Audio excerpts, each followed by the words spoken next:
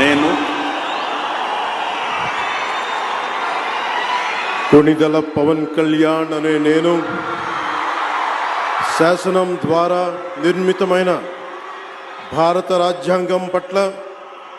నిజమైన విశ్వాసం, విధేయత చూపుతానని, భారతదేశ సార్వభౌమాధికారాన్ని, సమగ్రతని కాపాడుతానని, ఆంధ్రప్రదేశ్ రాష్ట్ర మంత్రిగా నా కర్తవ్యాలను శ్రద్ధతో, అంతఃకరణ శుద్ధితో నిర్వహిస్తానని, భయం గాని, పక్షపాతం గాని, రాగద్వేషాలు గాని లేకుండా రాజ్యాంగాన్ని, శాసనాలని అనుసరించి